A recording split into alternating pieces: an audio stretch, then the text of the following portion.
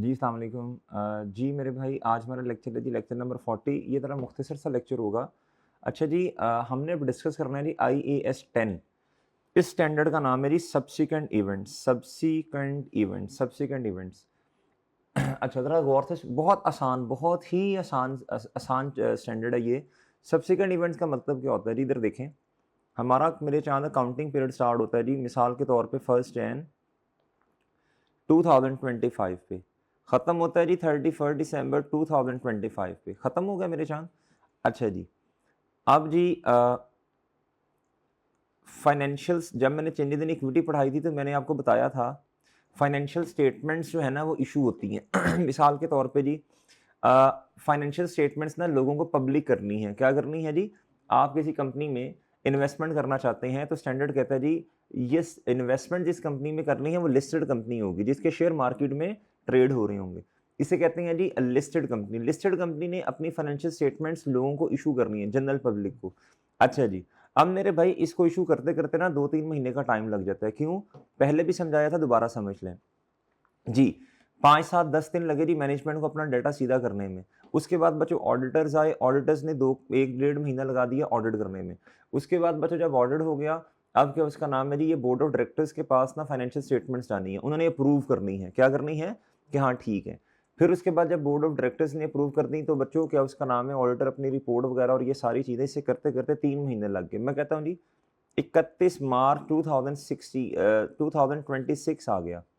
अब बच्चों इन 3 महीनों के दरमियान, यानी अभी फाइनेंशियल स्टेटमेंट्स मेरे चाँद इश्यू नहीं हुई, इधर जाके होनी है ना 31 मार्च। इन मेरे चाँद, ये जो मैं हाइलाइट एरिया कर रहा हूँ, इन 3 महीनों के दरमियान कोई वाक़या पेश कोई कोई मसला हुआ, वो इसे कहते हैं सब्सीक्वेंट इवेंट। इसे क्या कहा जाता है मेरे चाँद? उम्मीद है मेरी बात समझ आ गई। मुर्तज़ा समझ आई बात? जी सर। ये ड्यूरिंग द ईयर नहीं हुआ। ड्यूरिंग द ईयर होता तो हम अपने साल में इसको एडजस्ट कर लेते ना। अब ये हुआ कब बच्चों? हमारे साल के बाद, लेकिन financial statement after the year हुआ, लेकिन फाइनेंशियल स्टेटमेंट इशू होने से पहले। लिखो, लिखो। कोई इवेंट हुआ, कोई इवेंट हुआ रिपोर्टिंग ईयर के बाद, लेकिन कोई इवेंट हुआ रिपोर्टिंग ईयर के बाद में, लेकिन फाइनेंशियल स्टेटमेंट इशू होने से पहले, लेकिन फाइनेंशियल स्टेटमेंट इशू होने से पहले।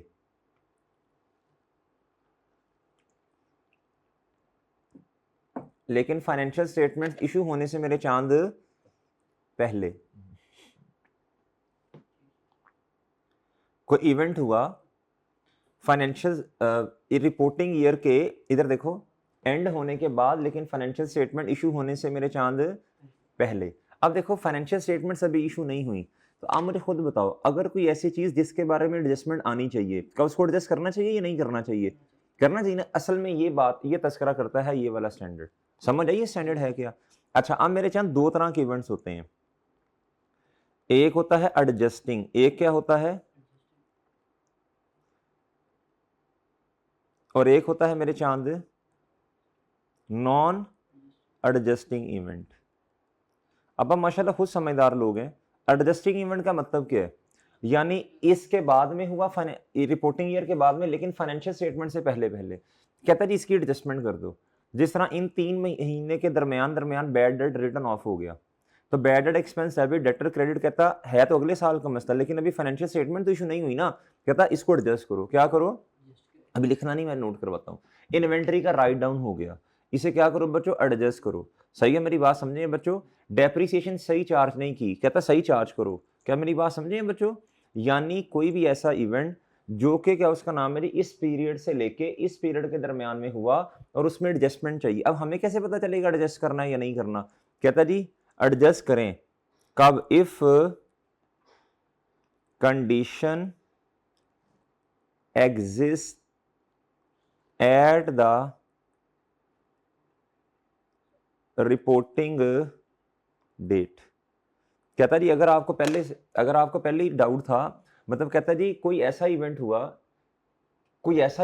इन 3 महीनों के दरमियान जिसकी कंडीशन इधर एग्जिस्ट करती थी। अब मैं मिसाल ले देता हूँ, आपने मुझे बताना कंडीशन एग्जिस्ट करती है कि नहीं। हमारी किताबों में एक डेटर है जी, वो राइट ऑफ हो सकता है। हमारी किताबों में एक डेटर है, वो राइट ऑफ हो सकता है ना। तो कंडीशन एग्जिस्ट करती है कि नहीं करती? करती है, राइट ऑफ हो सकता है इन 3 महीनों में। डाउटफुल डेट हो गया जी, क्या कंडीशन एग्जिस्ट करती है कि नहीं करती? करती है सर। बच्चों डेप्रिसिएशन या कोई भी और गलत एंट्री हमने पास कर दी तो भाई उसको एडजस्ट करना पड़ेगा ना। उसके बाद बच्चों हमारे पास इन्वेंट्री है। क्या है बच्चों? इन्वेंट्री। क्या इन्वेंट्री है? इन्वेंट्री राइट डाउन हो सकती है या नहीं? यानी इस वक्त किताबों में जो चीज आ रही है, अगर किताबों में कोई चीज इधर पड़ी हुई है तो भाई उसकी अमाउंट ज्यादा या कम हो सकती है ना। तो बच्चों उसको क्या कर दो? एडजस्ट कर दो। क्या कर दो? इसमें मोटी मोटी एडजस्टमेंट जो आती है मैं आपको लिख के दे देता हूं। Return down of inventory, write down या return down of inventory, bad debt, bad debt expense, या फिर मेरे चांद क्या,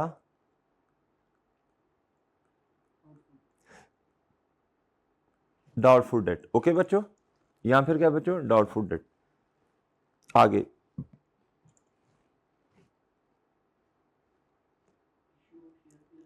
नहीं, इश्यू ऑफ शेयर इधर आएगा चांद, उसकी कंडीशन नहीं ना। बैड, या फिर ऐसा भी हो सकता है बच्चों, कस्टमर ने आपके अगेंस्ट केस किया हो, और अभी कस्टमर ने आपके अगेंस्ट क्या किया हो बच्चों? केस किया हो। क्या कंडीशन एग्जिस्ट करती है इस तारीख पर, रिपोर्टिंग ईयर के एंड पर? हाँ, कंडीशन एग्जिस्ट करती है कि आपको कोई अमाउंट उसे पे करनी पड़े। ऐसी ही है ना बच्चों। डिसीजन ऑफ लिटिगेशन, क्या बच्चों? यानी देखें 31 दिसंबर से पहले पहले किसने केस कर दिया अगेंस्ट बच्चों? हम कंपनी के कस्टमर ने या सप्लायर ने कर दिया।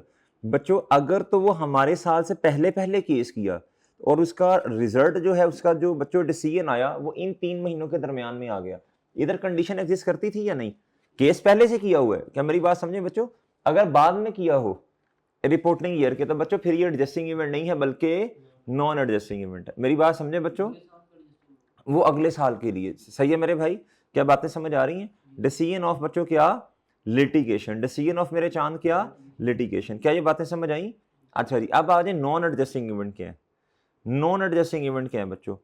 जी, किसी ने हमारे अगेंस्ट केस कर दिया और वो किया 31 दिसंबर 25 के बाद, इन महीनों में कहीं, तो और इसका डिसीजन आ गया इसी इन्हीं इन्हीं 2-3 महीनों के अंदर अंदर। बताओ ये एडजस्टिंग इवेंट है नॉन एडजस्टिंग? इसकी तो कंडीशन हमें क्या पता था किसने केस करना है किसने नहीं करना। ये नॉन एडजस्टिंग है। क्या है मेरे चांद? Non adjusting. हमने शेयर इशू कर दिए। क्या कर दिए? शेयर इशू कर दिए। वो किए इसके बाद, तो इधर तो कंडीशन एग्जिस्ट नहीं करती ना, इधर तो कंडीशन एग्जिस्ट नहीं करती। क्या मेरी बात समझे बच्चों? क्या ये बात समझ आ गई सर? भाई ठीक है सर। हमने हमने किसी कंपनी के शेयर्स परचेज कर लिए इधर से बाद, इधर इस अकाउंटिंग पीरियड के बाद में जाके, तो बच्चों बताएं कंडीशन एग्जिस्ट करती थी इधर? नहीं करती थी। हमें क्या पता करने। तो बच्चों ये क्या है? Non adjusting. ये क्या है मेरे चांद? Non adjusting. क्या मेरी बातें समझ आ रही हैं? क्या बातें समझ आ रही हैं चांद? अब आप इधर आए, अब इसकी ना हम कोई एग्जांपल्स कर लेते हैं। ये कैप्लान में अच्छी एग्जांपल मौजूद है। मैं उधर से आपको मेरे चांद पढ़वाता हूँ।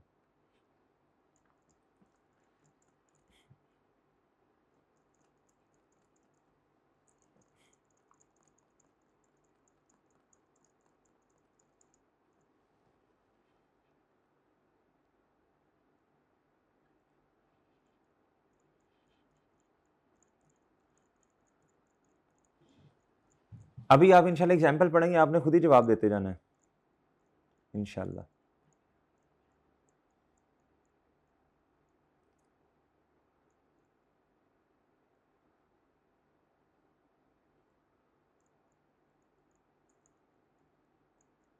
बुक है आपके पास?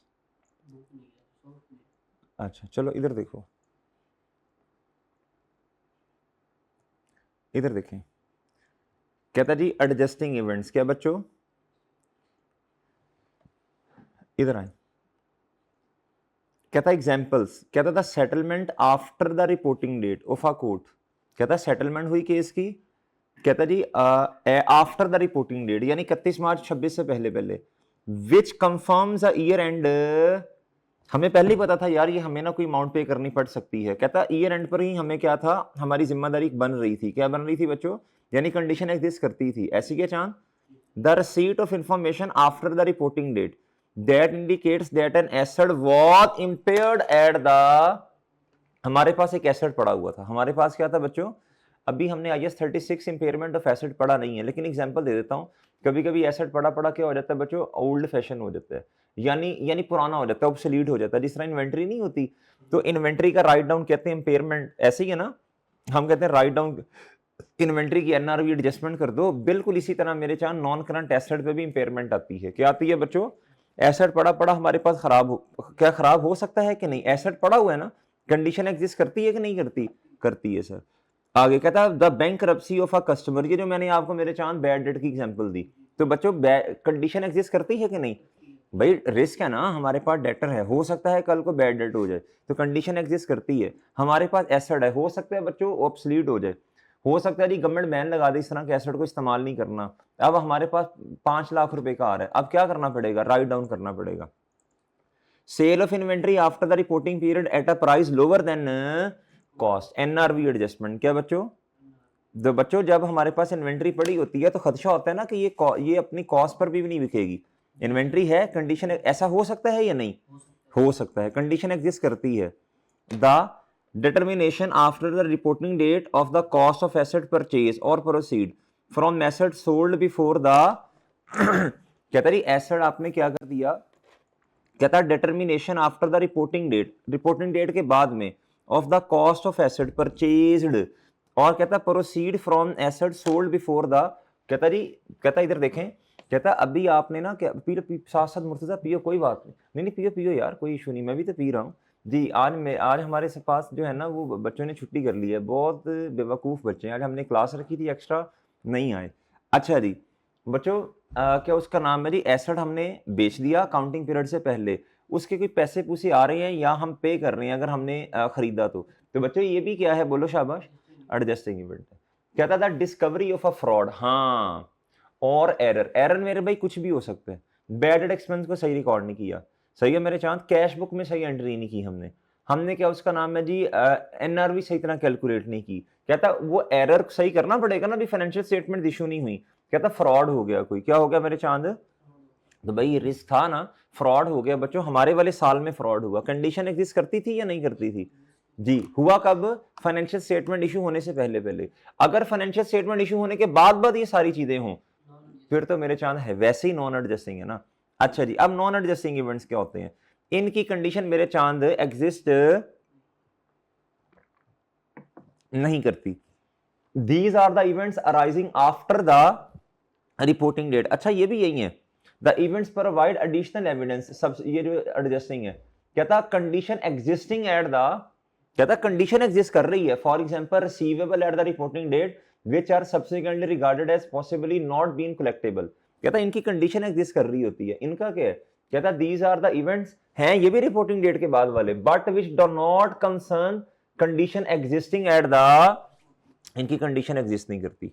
क्या मेरी बात समझे भाई? देखो ना, आपने 2026 में जाकर हमारा साल खत्म हो गया 25, आपने 1 मार्च को 1 मार्च को एसेट परचेज कर लिया, ये तो अगले काउंटिंग पीरियड का डिसीजन है ना। बात समझ रहे हैं जी? कहता यानी मैं सादा बात करूं ना, कोई ऐसी चीज जो फाइनेंशियल स्टेटमेंट्स में आनी चाहिए हमारे वाले साल में, अगर नहीं आ रही उसको एडजस्ट कर दो बस, सिंपल, ठीक है, इसे एडजस्टिंग इवेंट कहते हैं। कहता सच event will not therefore have any effect on the item of profit and loss and statement of financial position. लेकिन कहता देखो आपको पता तो चल गया ना कि वाकया पेश आया बेशक आपके काउंटिंग पीरियड के बाद में। कहता जी और ये क्या उसका नाम है जी, इसको ये नॉन एडजस्टिंग है, क्या है? कंडीशन एग्जिस्ट नहीं करती। कहता लेकिन आप फिर भी इसको क्या कर दो, अमाउंट एडजस्ट तो ना करो लेकिन डिस्क्लोज कर दो कि ये वाकया पेश आया।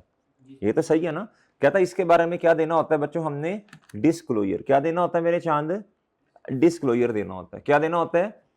इफ द इवेंट क्या हो, मटीरियल हो, यानी क्या उस अहम हो बात, क्या हो मेरे चांद? ये देखो, अनाउंसिंग अ प्लान, एग्जांपल्स क्या है? Announcing a plan to discontinue and operation, आप कहते नहीं हमने हमने कंपनी के ऑपरेशंस बंद कर देने हैं, डिसकंटिन्यू कर देने हैं। अब हमारे वाले साल में तो नहीं हुए ना, अगले काउंटिंग पीरियड में हो रहे हैं ना। तो मेरे भाई कंडीशन एग्जिस्ट करती थी कि हमने बंद करने हैं साल के एंड पर, हमें पता ही नहीं था। अब बच्चों लेकिन हुआ उन 3 महीनों के अंदर अंदर, फाइनेंशियल स्टेटमेंट इशू होने से मेरे चांद पहले पहले। तो मेरे चांद बताओ क्या करना पड़ेगा? नॉन एडजस्टिंग है, डिस्क्लोज करना, अंग्रेजी में लिख देना है, सही है कि 26 में ये वाकया पेश आया। Major purchase of an asset, चाहे डिस्पोजल हो चाहे क्या हो बच्चों, परचेज हो, लेकिन हो कब? हो आफ्टर द ईयर एंड, सही है मेरे चांद। लेकिन हो 31 मार्च से पहले पहले ही उनकी बात हो रही है। जो तो मेरे चांद 31 मार्च से बाद वाले हैं उसके बारे में तो हम गुफ्तगू ही नहीं कर रहे ना। क्या ख्याल है? कहता the destruction of asset after the reporting date, कहता आग लगी, शॉर्ट सर्किट हुआ बच्चों, फ्लड आया, सही है सर, अर्थक्वेक हुआ, कहता इनकी वजह से हमारे एसेट जाया हो गए। ये क्या है मेरे चांद? रिपोर्टिंग ईयर के बाद कि ये क्या है भाई, इसका डिस्क्लोजर देंगे, ये तो अगले साल के मसले हैं ना, सही है। हमें क्या पता था कि हमें पता था अल्लाह माफ करे जल्जले नहीं आना, शॉर्ट सर्किट होना, कंडीशन एग्जिस्ट करती थी नहीं।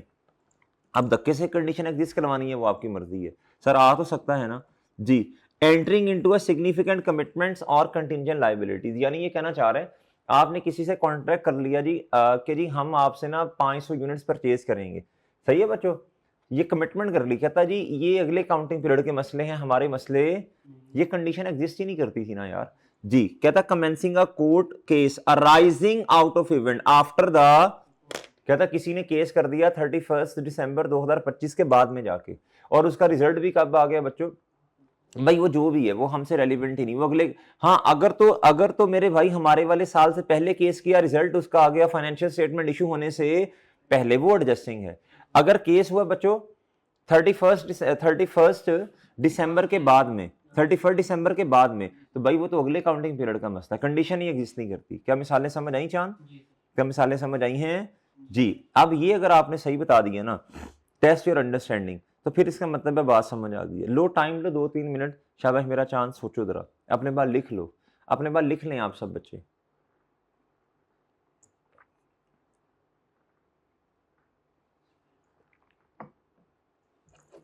यार इतने बच्चे कहाँ गए हैं यार, ये वहाँ ही नहीं, कितने नखट्टू हैं यार।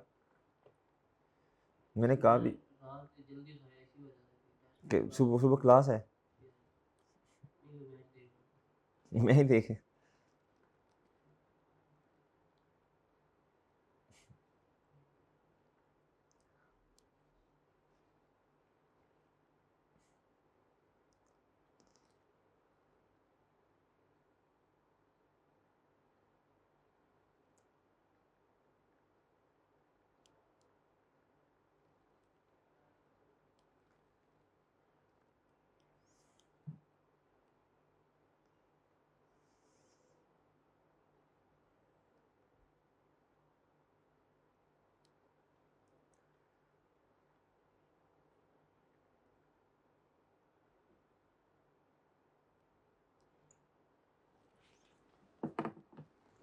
जी करवाऊं?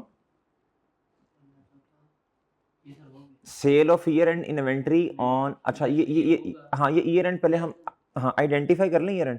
30 जून 2026 स्टार्ट कब हुआ होगा जी?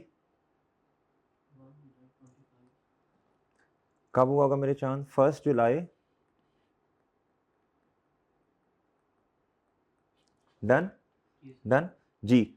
कहता sale of year end inventory on 2 July, कहता 2006 were at less than cost. जी बताएं, कंडीशन एग्जिस्ट करती थी ना कि इन्वेंट्री ऑब्सोल्यूट हो सकती है, राइट डाउन, ये एडजस्टिंग इवेंट है। क्या है? कहता जी the issue of new shares on 4 July, नहीं यार ये तो इधर जाके कहीं हुआ ना हमारे काउंटिंग पीरियड, कंडीशन एग्जिस्ट ही नहीं करती ना यार।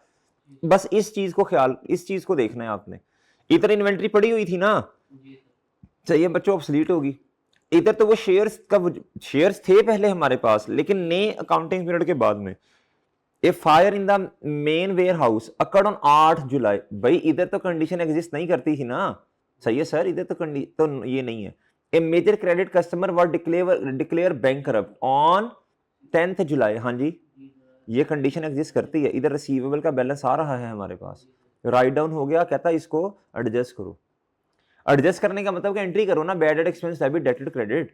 कहता जी all of the share capital of a competitor, कहता जी टेनिको वॉज एक्वायर्ड ऑन, नहीं यार ये तो आपने इन्वेस्टमेंट की अगले अकाउंटिंग पीरियड में जाके ना, इधर तो कंडीशन ही एग्जिस्ट नहीं करती जी। हाँ अगर ऐसा होता 50% शेयर्स आपने ले लिए हैं बच्चों इधर ही, तो हाँ तो वो तो फिर जारी सी बात है। कहता on 1 August 2006 500,000 received in respect of an insurance claim.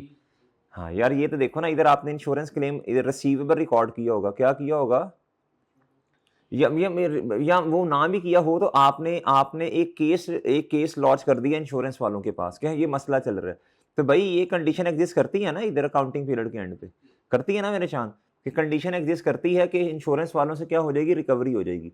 वो बात समझे, समझे बच्चों जी। तो बातें समझ आई मेरे चांद। अब कहता जी आसान है कि मुश्किल है ये, इसमें कोई इतनी टेक्निकलिटी, एग्जांपल भी यही 2-4 इसकी बस सिंपल सिंपल सी।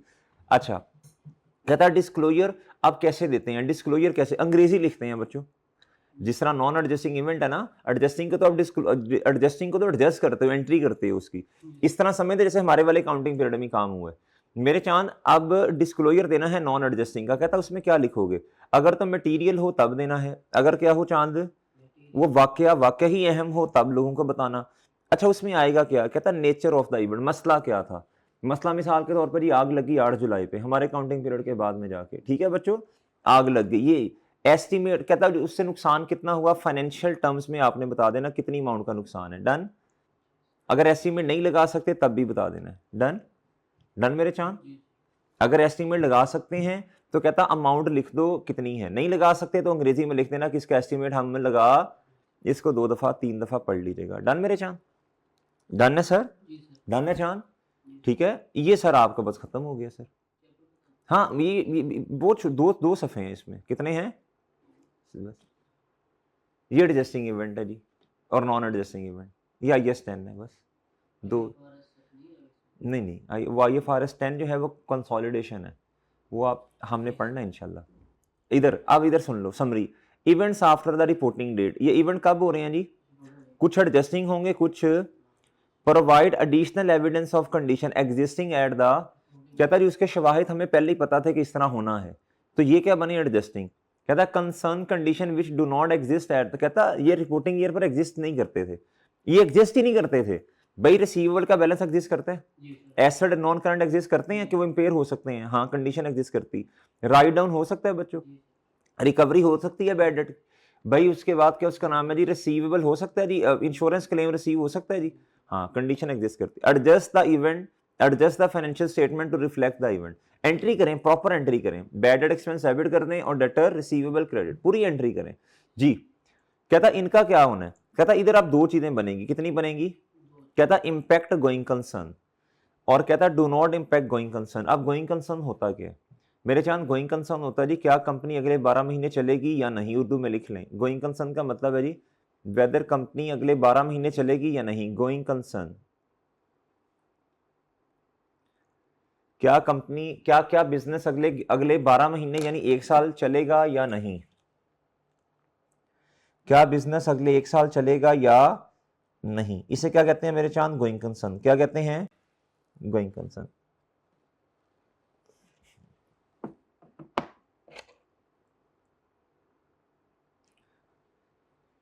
क्या बिजनेस अगले 12 महीने चलेगा या नहीं, तो इसे क्या कहते हैं बच्चों बोलो, गोइंग कंसर्न कहते हैं, ठीक है। अगर तो कहता नहीं चलेगा, नहीं चलेगा, नहीं चलेगा, अगर कहता नहीं चलेगा तो कहता फिर इसको मजबूरन एडजस्ट करना पड़ेगा, ठीक है, वरना सारे इवेंट्स इस तरह के जो हैं, देखो कहता अगर अगर बिजनेस ने चलना ही नहीं अगले 12 महीने, कहता ये फिर है नो एडजस्टिंग लेकिन एडजस्ट करो मजबूरी, अब बिजनेस ही नहीं चलना, कहता अगर ऐसा कोई मसला नहीं है, इसके अलावा जौन सी मर्जी दुनिया की एग्जाम्पल ले आओ, उसकी अगर कंडीशन एग्जिस्ट नहीं करती ना मेरे चांद, तो कहता जी इसको हमने क्या करना, सिर्फ डिस्क्लोज करना, एडजस्ट नहीं करना, क्या करना, सिर्फ क्या करना बच्चों, डिस्क्लोज करना। क्या मेरी बात समझ आई है सर, क्या बात समझ आ रही है बच्चों। Non adjusting event, non adjusting event को क्या करना होता है बोलो, डिस्क्लोज, क्या करना होता है जी, उसकी कंडीशन एग्जिस्ट रिपोर्टिंग डेट पर नहीं करती, एक एक्सेप्शन है, अगर कंपनी गोइंग कंसर्न नहीं है, 12 महीने अगर कंपनी ने नहीं चलना, तो फिर बच्चों इसको एडजस्ट करो। एडजस्ट कैसे करते हैं बच्चों? कहता ब्रेकअप बेसिस पर फाइनेंशियल स्टेटमेंट्स बनाओ। क्या बनाओ? यानी नॉन करंट वाली चीजें खत्म हो जानी है, ना नो करंट लाइबिलिटीज नजर आनी है, ना ही नॉन करंट एसेट नजर आने, बल्कि क्या करंट एसेट, सारे नॉन करंट एसेट करंट हो जाएंगे, सारी नॉन करंट लाइबिलिटीज क्या बन जाएंगी? लिख लो इधर ब्रेकअप बेसिस का मतलब लिखो।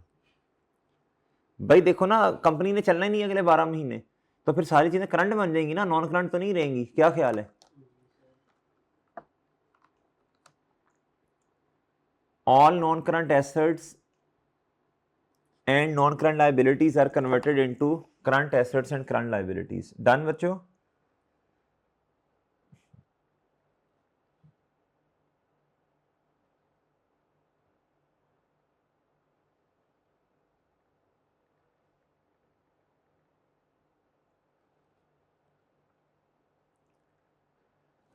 ठीक है मेरे चांद?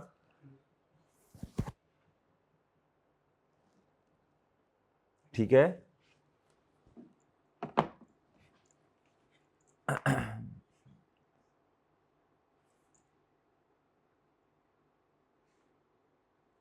नहीं समझे? कहता नॉन एडजस्टिंग इवेंट को हमने क्या करना होता है? एडजस्ट नहीं करना, डिस्क्लोज। एक एक्सेप्शन, अगर कंपनी ने चलना ही नहीं है 12 महीने अगले, तो कहता जी तो फिर इसको एडजस्ट करो। ठीक है, एडजस्ट करके ब्रेकअप बेसिस पर फाइनेंशियल स्टेटमेंट्स बनाओ, यानी फाइनेंशियल पोजीशन में चेंज आएगा। क्या आएगा बच्चों? अब जो आप कह रहे हैं कि मैंने लाइबिलिटी 3 साल के बाद जाके पे करनी है, जब कंपनी ने चलना ही नहीं है तो लोग तो आज ही पैसे लेने आ जाएंगे, तो ये आपकी इमीडिएटली क्या बन जाएगी मेरे चांद? समझ आ गई? एक्सेप्शन क्या है नॉन एडजस्टिंग की? एक, क्या? अगर कंपनी ने 12 महीने नहीं चलना तो उसे क्या? हाँ, और ये वाक्य का पेश आया रिपोर्टिंग ईयर के बाद में, आफ्टर, लेकिन फाइनेंशियल स्टेटमेंट इशू होने से पहले पहले, ये भी ख्याल करना है, वो 3 महीनों के दरमियान। कहता फिर इसको मजबूरन एडजस्ट करना पड़ेगा। ठीक है, और ब्रेकअप बेसिस का मतलब क्या जी? नॉन करंट एसेट्स और non current liabilities financial position में नजर नहीं आएंगे, सारे करंट और नॉन करंट में कन्वर्ट हो जाएंगे। डन? डन मेरे चांद? डन है? ये सर आपका ये स्टैंड है बस। और ठीक है? ठीक है चांद जी। इसका कोई एक आधा, इसका कोई एमसीक्यूज आ सकता है, और फाइनल अकाउंट के क्वेश्चन में इसका कोई इंपैक्ट एक आधी ट्रांजैक्शन में पूछ सकता है, बच्चों को पता है इसको एडजस्ट करना या नहीं। ठीक है, उसने दिया होगा फाइनेंशियल स्टेटमेंट इशू हो रही है 31 मार्च को, और ये वाकया पेश आया 15 फेब को, और bad debt expense return of है, तो आपने उसकी एंट्री कर देनी है जैसे हमारे साल में वाकया पेश आया। ठीक है, अच्छा अब मेरे चांद एक और चीज आपको समझानी है। IAS 37,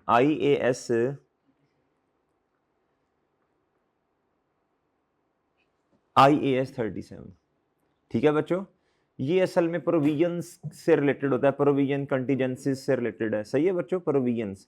अब बच्चों मेरे चांद इधर बात सुनो, ये स्टैंडर्ड किससे रिलेट करता है बच्चों?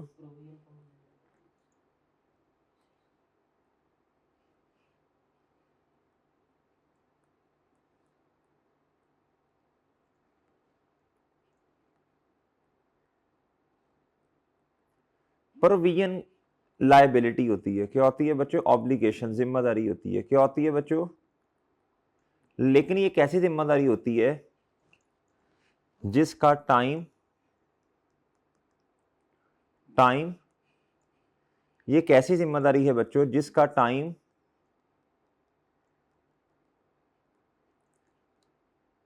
And amount not yet confirm. ठीक है जी, किस दिन पर? एड द मेरे चांद रिपोर्टिंग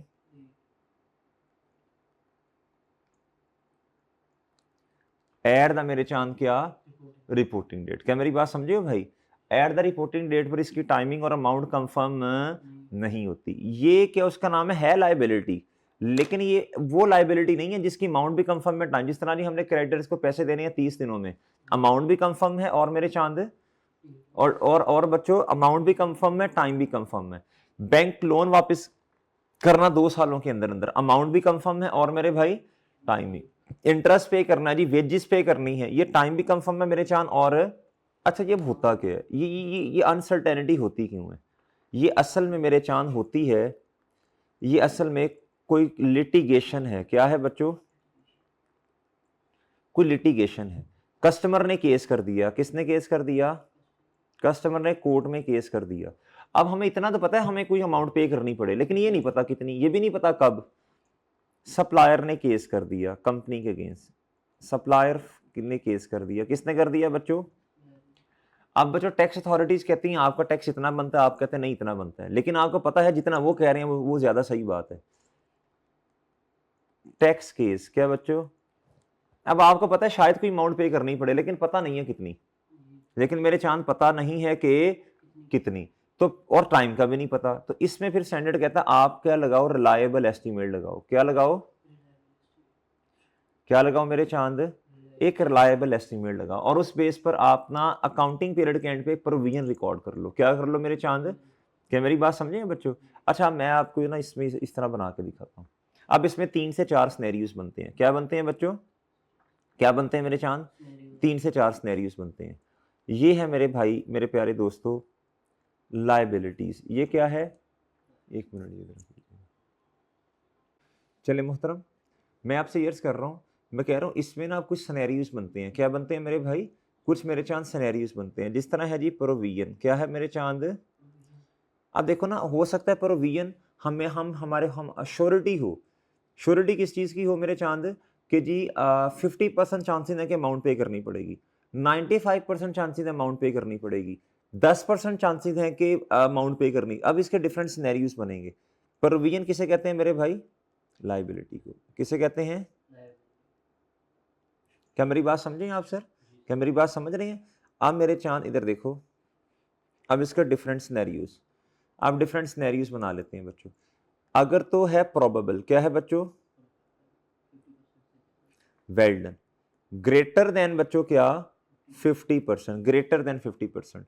फिर दूसरे को हम कहते हैं मेरे चांद पॉसिबल। ये होती है मेरे चांद लेस देन 50%। लेस देन बच्चों क्या? 50%। लेस देन क्या बच्चों? But greater than 5%। क्या मेरी बात समझे बच्चों? और तीसरा होता है बच्चों रिमोट। क्या होता है? यानी लेस देन 5%। इसका मतलब होता है जिसकी तरफ मुंह खुला वो ज्यादा, 5% बड़ा है। ठीक है बच्चों, इधर कहता है इसको क्या करो? रिकॉर्ड करो। क्या करो? रिकॉर्ड करो। क्या करो? Record liability. क्या करो मेरे चांद? रिकॉर्ड क्या करो? लायबिलिटी को। इधर वो कहता है डिस्क्लोज करो। क्या करो? इधर वो कहता है नथिंग टू डू, कहता कुछ भी ना करो। क्या कहता है बच्चों? Nothing to do. क्या कहता है मेरे चांद? नथिंग टू डू, कहता कुछ भी ना करो। क्या कहता है जी? कहता कुछ भी ना करो। क्या कहता है मेरे चांद? ये मैंने आपको किसके सिनेरियोस मेरे चांद बता दिए? प्रोविजन के। अब ऐसा भी तो हो सकता है ना, आपने किसी से कोई अमाउंट रिसीव करनी हो लेकिन आपको पता ना हो अमाउंट कितनी रिसीव करनी है, उसकी टाइमिंग ही कंफर्म ना हो। अब मैं एसेट के बारे में बात कर लेता हूँ, रिसीवेबल के बारे में बात करता हूँ। किसके बारे में मेरे चांद? अब इसमें भी मेरे भाई 3-4 सिनेरियोस बनेंगे। इधर 4 बनते हैं सिनेरियो। इधर कितने बनते हैं बच्चों? इधर 4 बनते हैं, 3 नहीं बनते। 1 2 3 4। अगर तो है ना मेरे भाई वर्चुअली सर्टन। क्या है? होता क्या वर्चुअली सर्टन? समझाता हूं।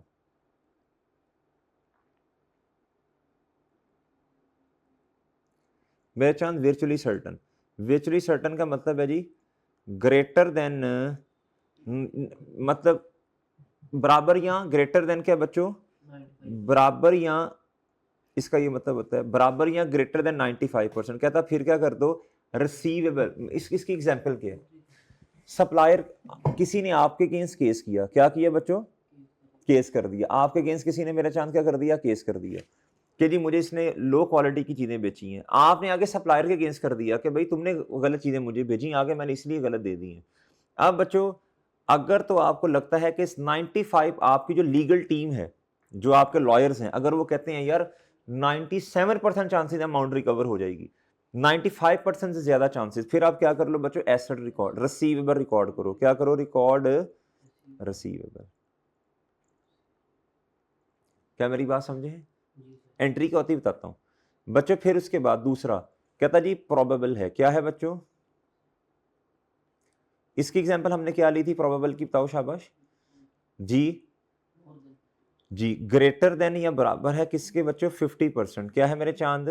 50%। कहता ये एसेट है ना, एसेट में एहतियात बरतनी है। कहता उधर हमने लिखा था रिकॉर्ड करना, इधर रिकॉर्ड 95% से ज़्यादा वाले को करेंगे। वर्चुअली सर्टेन है अगर, क्या है बच्चों? वर्चुअली सर्टेन का मतलब मिल जाने हैं, तकरीबन पक्का पक्का। इधर है जी प्रोबेबल, ग्रेटर देन 50%। सही है जी। कहता इसको क्या करोगे आप? रिकॉर्ड करोगे। क्या करोगे? ओ सॉरी मादरत, इसको डिस्क्लोज करोगे। क्या करोगे बच्चों? और अगर मेरे चांद, और अगर चांद है लेस देन 50% यानी 50% की ज्यादा, या फिर ये तो मतलब 5% इसी में कवर हो गया ना, वो 5% इसी में कवर हो गया, इसकी लेला कैटेगरी नहीं है। कहता है इन दोनों के केस में क्या करना है? Nothing to do. हालांकि हालांकि बच्चों लाइबिलिटी के केस में इधर डिस्क्लोज करना था, इधर रिकॉर्ड करना था। सही है ना? इधर एसेट के केस में थोड़ी मोहतात बरतनी है। ये मेरा चांद बना लो, शाबाश। ये बड़ी समरी आपकी बेहतरीन है, इसको बनाओ, शाबाश।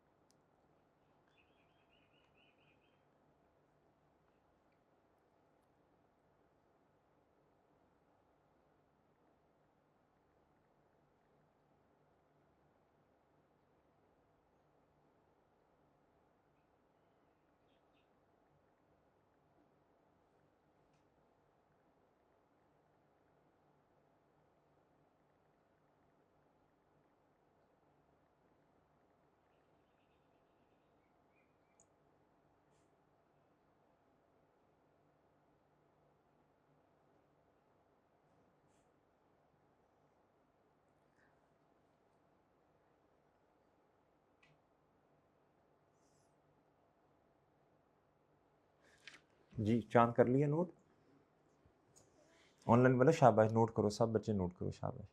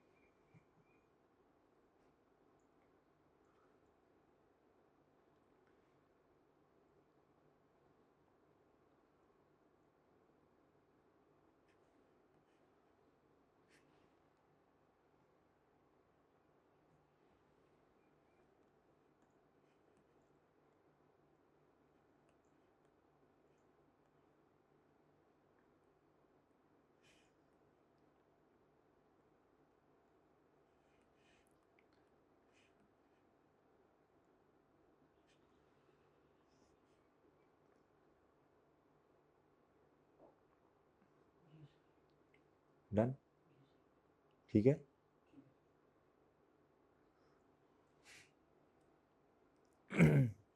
अच्छा जी, अब हम इसकी कोई एग्जांपल्स कर लें।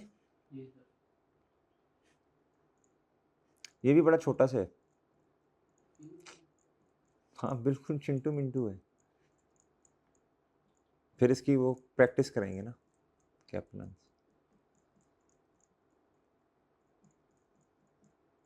मुश्किल है?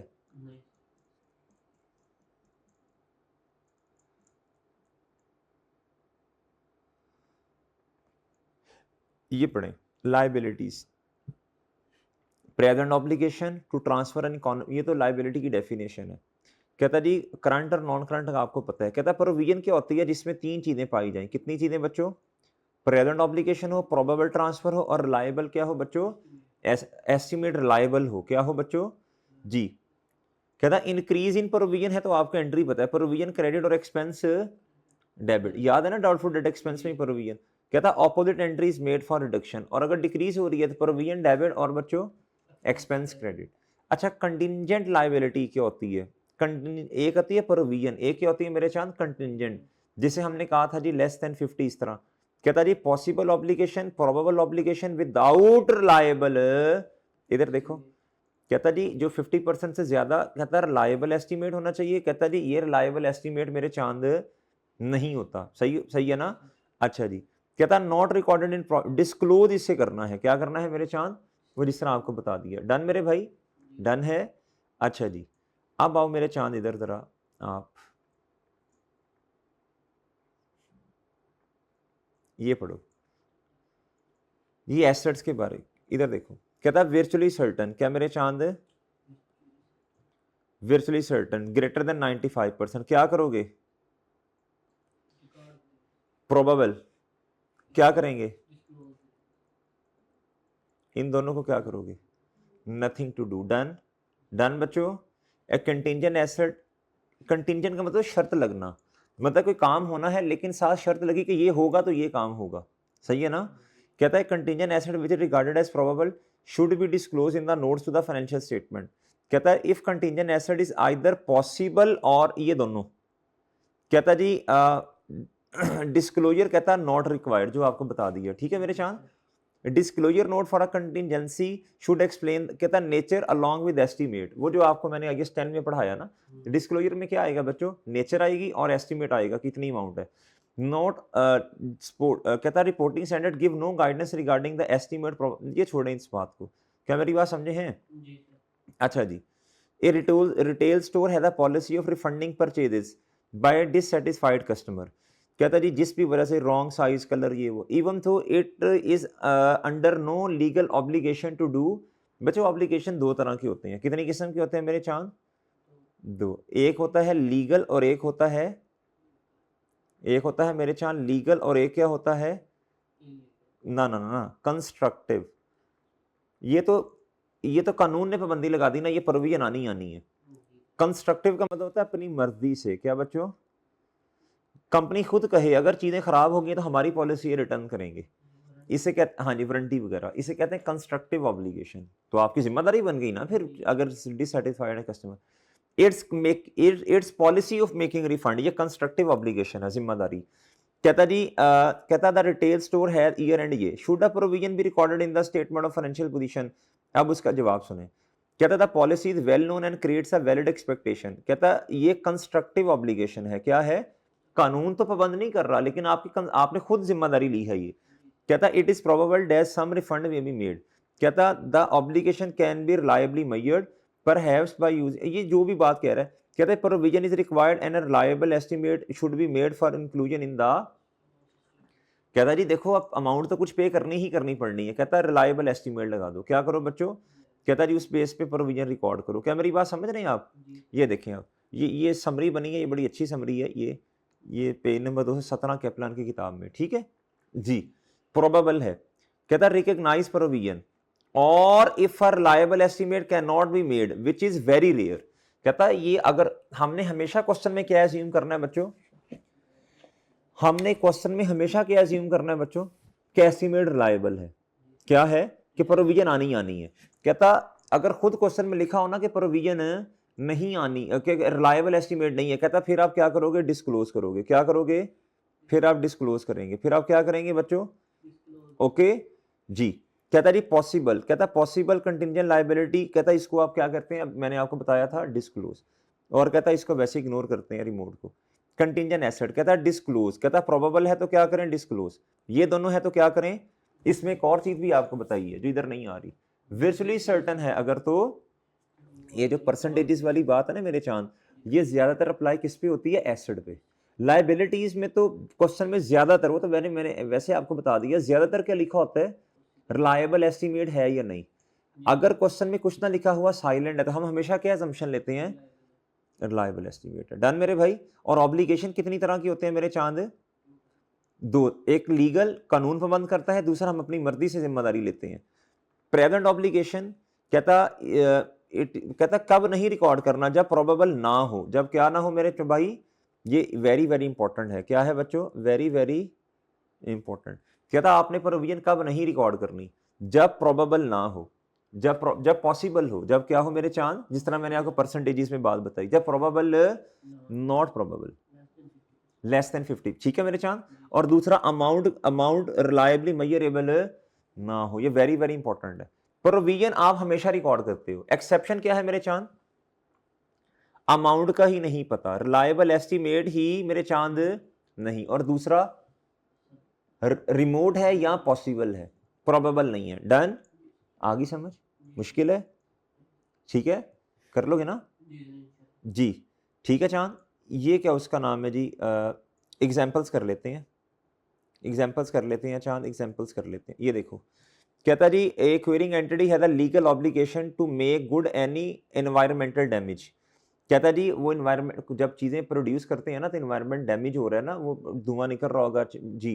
कहता जी कहता as at 1 January 2001 the estimated cost of making good the environmental damage कितना बच्चों, इतना। ये इतना इन्वायरमेंटल वो जो है ना इदारा, उसने आपसे चार्ज करना है। कहता जी बताएं 31 दिसंबर पर कितनी आप अमाउंट की प्रोविजन रिकॉर्ड करेंगे। प्रोविजन क्रेडिट $80,000 से, और डेबिट क्या बच्चों, एक्सपेंस। कहता जी 2005 में जब आए ना, during 5 the estimated cost of making good the environmental damage, कहता वो बढ़ के कितनी होगी 85। तो 80 की तो आपने मेरे चांद पहले रिकॉर्ड की है, तो 5000 से क्या करोगे। ये देखो ए का जवाब क्या है, प्रॉफिट एंड लॉस इतने से डेबिट, और लाइबिलिटी नॉन करंट क्यों लिखा है, वो 5, 7, 8 साल के बाद जाके देनी है ना। और इधर बच्चों 5000 से फिर अपने एस्टीमेट बढ़ा लो। ओके चांद, ओके चांद, मुश्किल तो नहीं है। ये इंक्रीज इन प्रोविजन की क्या लिखी हुई है मेरे चांद एंट्री, और ये मेरे चांद डिक्रीज इन प्रोविजन की एंट्री लिखी। डन, डन बच्चों, डन है sir, okay, any problem sir, okay, मुश्किल तो नहीं। ये तो प्रोविजन तो आपने पहले भी पढ़ा हुआ है, लेकिन मैंने कोशिश की ऐसे पढ़ाऊं जैसे आपने पहले। प्रोविजन हमेशा रिकॉर्ड करते हैं, प्रोविजन मेरे चांद हमेशा आप क्या करते हैं, एक्सेप्शंस क्या हैं, दो, जब प्रोबेबल ना हो, यानी पॉसिबल या रिमोट है। पॉसिबल है तो डिस्क्लोज करेंगे, रिमोट को कुछ नहीं करना। और दूसरा और आखिरी, जब रिलायबल एस्टिमेट ना हो। डन, एसेट को आप कभी भी एडजस्ट नहीं करते, कंटिंजेंट एसेट को कभी भी आप एडजस्ट नहीं करते, कभी भी रिकॉर्ड नहीं करते, सिर्फ एक शर्त में करते हैं, व्हेन वर्चुअली सर्टेन 95% से ज्यादा आपको चांसेस है नहीं कि पैसे मिल जाएंगे। अगर बच्चों प्रोबेबल है तो क्या करोगे, प्रोबेबल है तो यानी 50 से 95% तो डिस्क्लोज, पॉसिबल और रिमोट है तो ओके।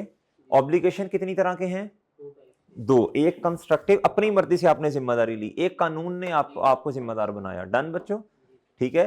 अगर जिम्मेदारियां हैं कंस्ट्रक्टिव है या लीगल, तो प्रोविजन रिकॉर्ड का आपको, ये क्वेश्चन में यह भी लिखा हो सकता है कि लीगली हम बाउंड नहीं है, लेकिन क्या आपने फिर सोचना है कि हमने खुद जिम्मेदारी तो नहीं ली, क्या हमारी कंस्ट्रक्टिव ऑब्लिगेशन तो नहीं है। और सही है मेरे चांद, डन सर, चलें इजाजत। अच्छा कैश फ्लोज के एमसीक्यूज पढ़े हैं अभी, वो मैं करवाऊंगा इंशाल्लाह, ठीक है। चलें इजाजत दीजिए, अल्लाह।